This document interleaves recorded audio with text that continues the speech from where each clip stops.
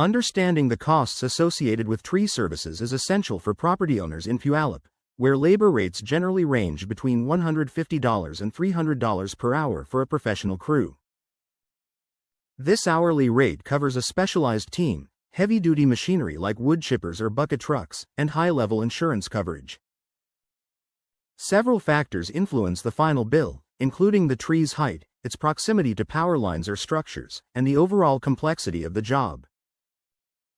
For instance, a simple pruning task might be completed quickly, whereas a full removal involving technical rigging requires more time and expertise. Most local companies prefer to provide a flat rate estimate after an on-site inspection to give homeowners a more accurate price rather than relying solely on hourly tracking.